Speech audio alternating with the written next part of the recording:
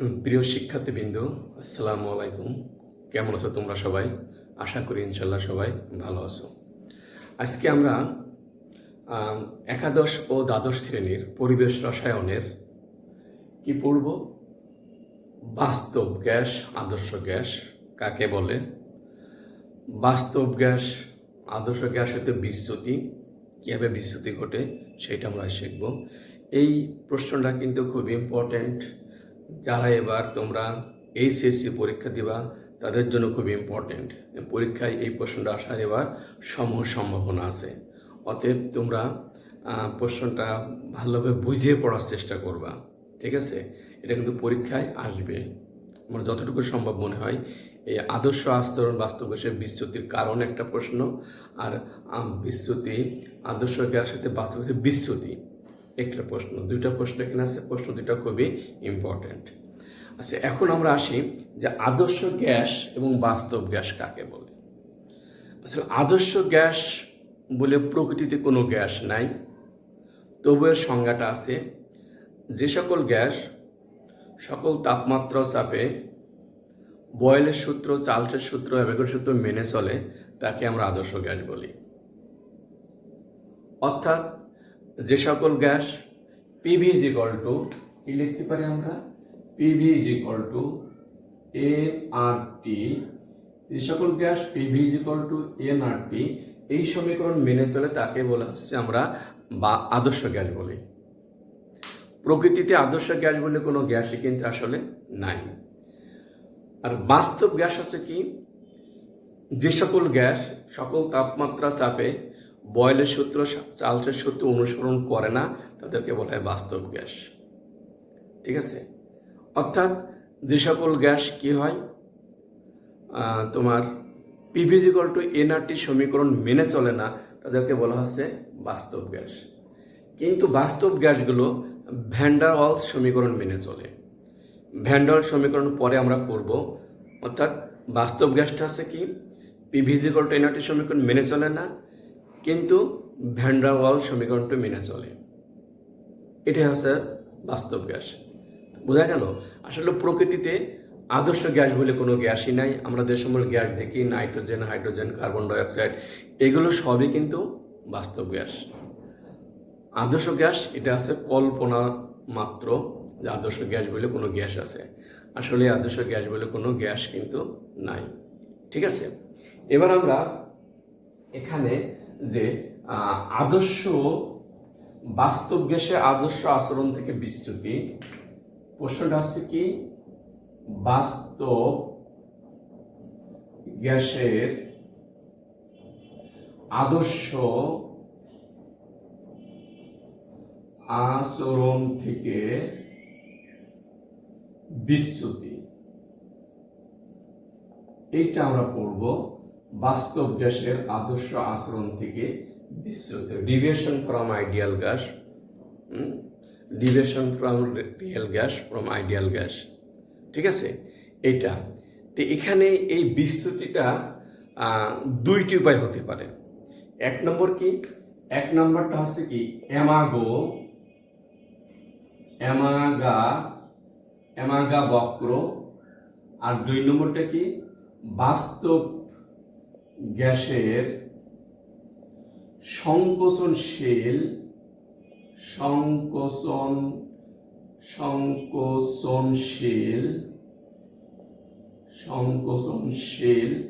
গুণাঙ্ক বা পেষণ গুণাঙ্ক, যাকে বলা হয় ইংলিশে বলা হয় গুণাঙ্ক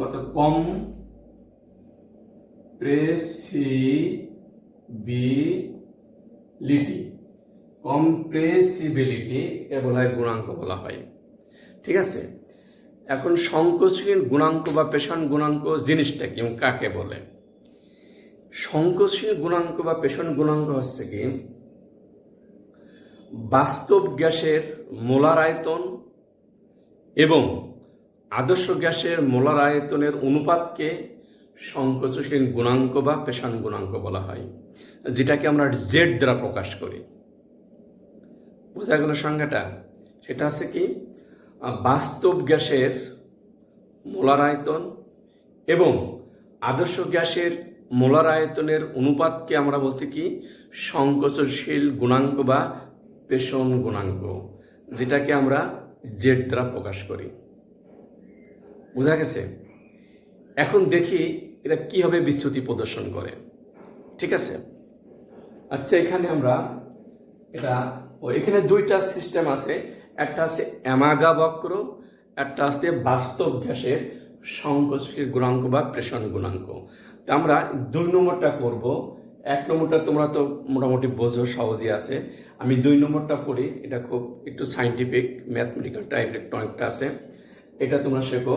বাস্তব গ্যাসের সংকোচনশীল গুণাঙ্ক বা প্রেষণ গুণাঙ্ক কম্প্রেসিবিলিটি। আচ্ছা এটা আমরা করব, দেখা যাক। এখন আমরা তো গুণাঙ্ক কাকে বলে শিখলাম, সেটা হচ্ছে কি বাস্তব গ্যাসের মোলার আয়তন এবং আদর্শ গ্যাসের মোলার আয়তনকে কম্প্রেসিবিলিটি বা সংকোচনশীল গুণাঙ্ক বা পেষণ গুণাঙ্ক বলা হয়। এখন আমরা কি যে বাস্তব গ্যাস সমূহ আদর্শ আচরণ থেকে বিস্তৃতি নির্ণয়ের যে পদ্ধতি, সেটাকে বলা হচ্ছে বাস্তব গ্যাসের সংকোচনশীল গুণাঙ্ক। বাস্তব গ্যাসের সংকোচনশীল গুণাঙ্ক, অর্থাৎ এখন আমরা সংকোচনশীল গুণাঙ্ক এবং আদর্শ গ্যাসের মধ্যে সম্পর্কের একটি সমীকরণ লিখব। সেটা আছে, দেখো এখানে PV is equal to Z N R T. এখানে সবগুলোই তোমরা চেনো। এখানে জেড কে বলা হচ্ছে কি পেষণ গুণাঙ্ক, বা এখানে কি লেখা যায় জেড ইজ ইকুয়াল টু লেখা যায় PV is equal to N R T. এইটা মনে করো 1 নম্বর সমীকরণ আমরা দিয়ে রাখলাম। ঠিক আছে, এখন তুমি দেখো এখানে যে Z is equal to PV is equal to N R T. এখন আদর্শ গ্যাসের ক্ষেত্রে জেড লিখি আমরা যে আদর্শ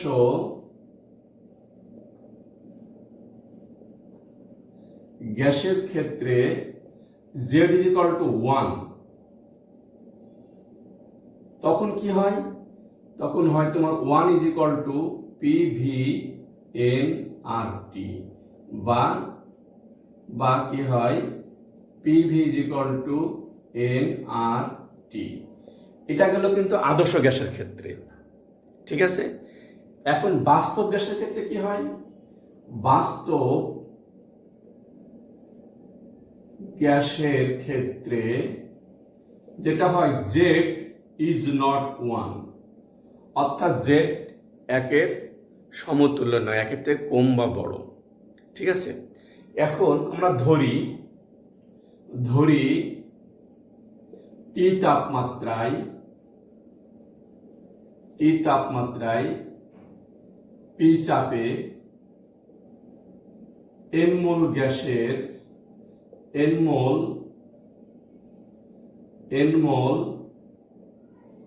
আদর্শ গ্যাসের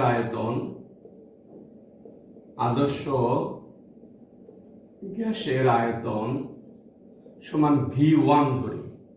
এটা কিন্তু আমরা ধরে নিলাম। ঠিক আছে, এখন দেখো তাহলে আমরা কি লিখতে পারি?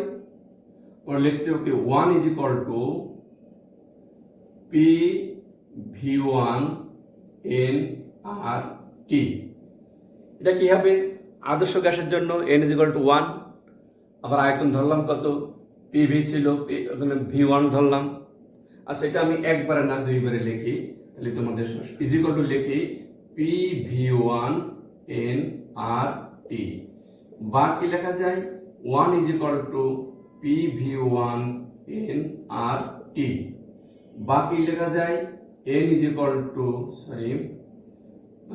লেখা যায় n R T is equal to P V1। এইটা দাও তোমরা 2 নম্বর সমীকরণ। এই 2 নম্বর সমীকরণ মান আমরা 1 নম্বর সমীকরণে বসাই। তাহলে বসালে তখন কি হবে? তখন হবে দেখো z ইজ ইকুয়াল টু কি আসছে এখানে পিভি বাই হবে PV1। এইটা আমাদের আসলো, মানে এনআরটির মান আমরা এখানে এনআরটি মান এটা বসালাম। এখন এই ক্ষেত্রে দেখো এখানে কি ঘটনা ঘটবে। যদি 1 নম্বরে আমরা লিখতে পারি, তোমরা এইটুকু ক্লিয়ার বুঝতে পারছো?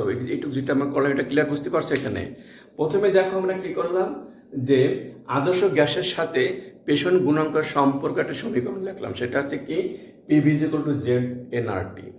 ঠিক আছে, এরপর কি করলাম, জেড এর মান বসালাম পিভি এনআরটি। আদর্শ গ্যাসের ক্ষেত্রে কি হয়, জেড ইকুয়াল টু 1, সেটা আমরা লিখে পিভির মান বললাম পিভি ইকুয়াল টু এনআরটি। আর বাস্তব গ্যাসের ক্ষেত্রে কি হয়, জেড ইজ নট 1, একের সমতুল্য হয় না। সেই সময় আমরা ধরে নিলাম কি, যে টি তাপমাত্রায় পি চাপে এন মোল আদর্শ গ্যাসের আয়তন V1। ঠিক আছে, তাহলে আদর্শ গ্যাসের এন ইজ ইকুয়াল টু 1 বা জেড ইজ ইকুয়াল টু 1, তাহলে PV NRT is equal to PV one NRT, বা লিখলাম 1 is equal to PV one NRT, বা NRT is equal to PV one. এই এনআরটির মান আমরা কোথায় বসালাম, এই 1 নম্বর সমীকরণ বসাই দিলাম। তখন আমাদের লাস্ট দাঁড়াচ্ছে কি, জেড ইজ ইকুয়াল টু কি আসছে, পিভি বাই পিভি1।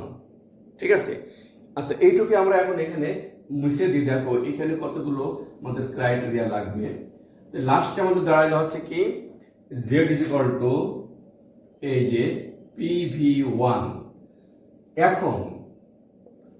এখন দেখো জেড ইজ ইকুয়াল টু যদি 1 হয়, তখন বাস্তব গ্যাস আদর্শ গ্যাসের ন্যায় আচরণ করবে। ঠিক আছে, জেড ইজ ইকুয়াল টু যদি 1 হয়, তখন বাস্তব গ্যাস আদর্শ গ্যাসের ন্যায় আচরণ করবে। এটা হচ্ছে 1 নাম্বার পয়েন্ট। 2 নম্বর হচ্ছে কি, যদি ভি বড় হয় V1 থেকে, দেন জেড বড় হবে 1 থেকে। ঠিক আছে, এই সময় কি হবে, এই সময় হবে এদের বাস্তব গ্যাসের সংকোচন গুণাঙ্ক, সংকোচনশীলতা কম হবে, যার ফলে কি হবে, তখন সে ধনাত্মক বিচ্যুতি কিন্তু প্রদর্শন করবে। যেমন তোমরা অ্যামাগা বক্রের দিকে আসছো, যে হাইড্রোজেন হিলিয়াম কিন্তু ওই আদর্শ গ্যাস থেকে আগেই উপরে আছে, বক্রাকার উপরে আছে, অর্থাৎ সেই সময় তারা কি করে, ধনাত্মক বিচ্যুতি প্রদর্শন করে। তাহলে কি হবে, এই সময় তারা ধনাত্মক বিচ্যুতি প্রদর্শন করবে। ঠিক আছে, কখন, যখন ভি বড় হবে V1 থেকে, দেন জেডও বড় হবে 1 থেকে, তখন তাদের কি হয়, সংকোচন বাস্তব গ্যাসের সংকোচনশীলতা কম হয়। ঠিক আছে, যার ফলে কি হয়, তখন তারা ধনাত্মক বিচ্যুতি করে। আবার দেখো 3 নম্বর পয়েন্ট, যখন V1 বড় হয় V থেকে, দেন 1 বড় হয় জেড থেকে, তখন কি, সরি উল্টা হয়ে গেল, তখন হবে জেড হবে ছোট, দেন 1 থেকে। যখন V1 বড় হবে, তখন ভি হবে ছোট, তখন কি হবে, জেড হবে ছোট কার থেকে, 1 থেকে। এই সময় কি হয়, সংকোচন বাস্তব গ্যাসের সংকোচন অনেক বেশি হয়, যার ফলে কি হয়, তখন তারা ঋণাত্মক বিচ্যুতি প্রদর্শন করে। অ্যামাগা বক্র থেকে আমরা দেখে আসছি যে আদর্শ গ্যাসের যে ডায়াগ্রাম আছে, তার নিচেই কিন্তু, অর্থাৎ নিচেই হচ্ছে তোমার কার্বন ডাইঅক্সাইড, নাইট্রোজেন গ্যাসগুলো থাকে। এরা কি করে, ঋণাত্মক বিচ্যুতি প্রদর্শন করে। এরা কি করবে, ঋণাত্মক বিচ্যুতি প্রদর্শন করে। মোট কথা, বাস্তব গ্যাসের ক্ষেত্রে জেড এর মান 1 থেকে কম বা বড় হলে সেটা আদর্শ আচরণ থেকে বিচ্যুত হবে। মোট কথা হচ্ছে আমাদের এটা, যে এই সংকোচনশীল অর্থাৎ বাস্তব গ্যাসের আদর্শ আচরণ থেকে বিচ্যুতির যে বিচ্যুতি যেটা, সেটা কি হয়, যদি জেড এর মান 1 হয়, অর্থাৎ সংকোচনশীল গুণাঙ্ক বা পেষণ গুণাঙ্ক যদি 1 হয়, তখন বাস্তব গ্যাস আদর্শ গ্যাসের ন্যায় আচরণ করবে। আর 1 থেকে কম বা বেশি হলে সেটা বাস্তব গ্যাস আদর্শ গ্যাসের ন্যায় আচরণ করবে না। ঠিক আছে, কখনো সে ধনাত্মক বিচ্যুতি প্রদর্শন করবে, কখনো সে ঋণাত্মক বিচ্যুতি প্রদর্শন করবে। রাইট, এই হলো আমাদের বাস্তব গ্যাসের আদর্শ আচরণ থেকে বিচ্যুতি। বোঝা গেছে ব্যাপারটা? এখন সংকোচনীয় গুণাঙ্ক বা পেষণ গুণাঙ্ক কাকে বলে, সেটা আমরা কি বললাম, যে বাস্তব গ্যাসের মোলার আয়তন এবং আদর্শ গ্যাসের মোলার আয়তন অনুপাতকে সংকোচন গুণাঙ্ক বলা হয়। বাস্তব গ্যাস আদর্শ গ্যাস এবং সংশ্লেষণ গুণাঙ্ক বা পেশন গুণাঙ্ক এটাকে আমরা কি বলছি, জেড দ্বারা প্রকাশ করি। জেড এর সাথে আদর্শ গ্যাসের সমীকরণ হচ্ছে কি, PV is equal to Z N R T. ঠিক আছে, এখান থেকে আমরা এই যে সমীকরণ করে আসলাম, করে এসে দেখলাম কি লাস্টে Z is equal to PV by PV one. ঠিক আছে, ভির মান যদি বড় হয়, যদি জেড যদি ওয়ান হয় তখন অর্থাৎ তখন ভি ওয়ান সমান ভিটি হবে। জেড যদি ওয়ান হয় দেন ওইটা লিখে দিয়ে is equal two V one সমান ভি ওয়ান হবে। জেড যদি ওয়ান হয় তখন কি হবে, ভি সমান ভি ওয়ান হবে। অর্থাৎ এই ক্ষেত্রে বাস্তব গ্যাস আদর্শ গ্যাসের নিয়ে আচরণ করবে। ঠিক আছে, আবার যদি ভি ওয়ান বড় হয় দেন ভি ওয়ান থেকে, ভি যদি বড় হয় ভি ওয়ান থেকে দেন জেড ওয়ান বড় হবে ওয়ান থেকে, তখন বাস্তব গ্যাসগুলো কি ধনাত্মক বিচ্যুতি প্রদর্শন করে, যেমন হিলিয়াম, হাইড্রোজেন। ঠিক আছে, আবার যদি ভি ওয়ান বড় হয় দেন ভি থেকে, তখন জেড ছোট হবে কার থেকে, এন ওয়ান থেকে, তখন কি হবে, ঋণাত্মক বিচ্যুতি প্রদর্শন করবে তারা, যেমন কার্বন ডাইঅক্সাইড, নাইট্রোজেন, অক্সিজেন ইত্যাদি।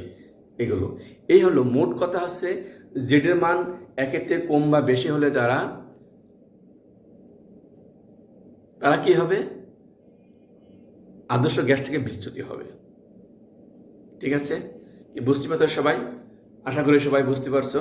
ঠিক আছে, আজকে এই পর্যন্ত রাখি। এর পরের ক্লাসে আমরা আদর্শ বিচ্যুতির কারণ পড়ব, বা কিভাবে ভ্যান ডার ওয়ালস সমীকরণ প্রতিষ্ঠান করা যায় সেটা আমরা পড়ব। ঠিক আছে, আজকে এখানে রাখি। আল্লাহ হাফেজ, সবাই ভালো থেকো।